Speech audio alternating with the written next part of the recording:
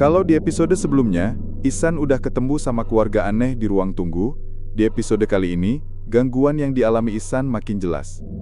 Bahkan sampai bikin dia ragu, siapa yang sebenarnya masih hidup dan siapa yang udah mati.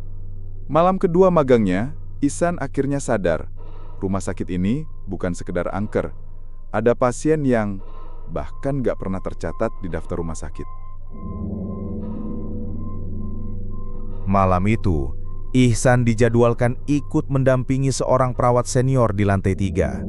Lorong di lantai itu lebih sepi dari biasanya, dan beberapa lampunya berkedip-kedip.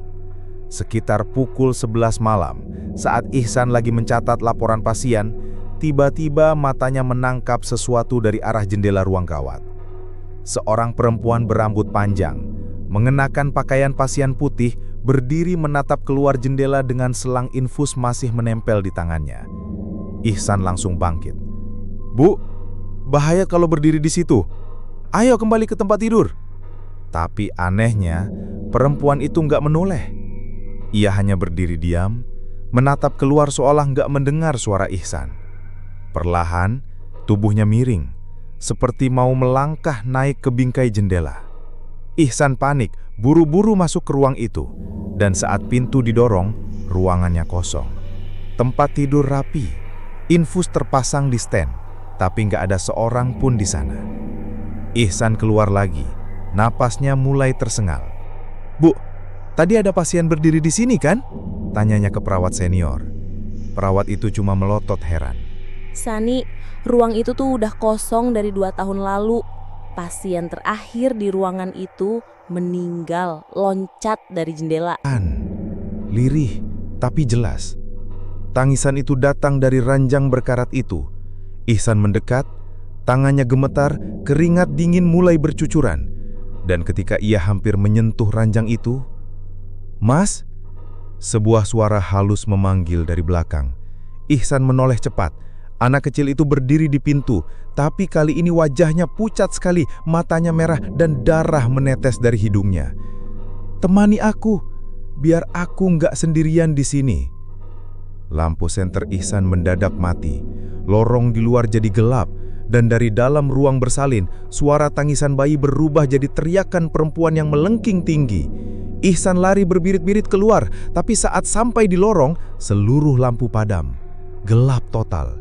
Suara langkah banyak orang terdengar, seperti pasien yang berjalan pelan, satu demi satu. Tapi anehnya, Ihsan gak melihat siapapun, hanya suara langkah dan bisikan kecil. "Kami masih di sini, jangan tinggalkan kami." Malam itu jadi malam paling menyeramkan sepanjang hidupnya.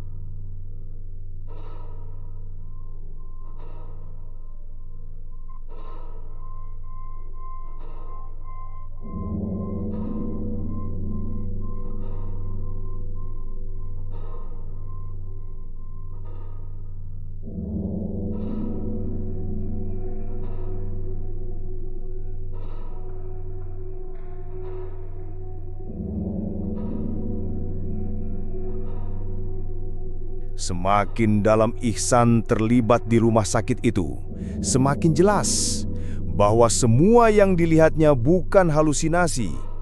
Ada keluarga, ada pasien, ada anak kecil yang seolah-olah masih hidup di sana. Tapi pertanyaannya, Apa yang sebenarnya terjadi di rumah sakit itu? Jawabannya mulai terkuak di episode berikutnya.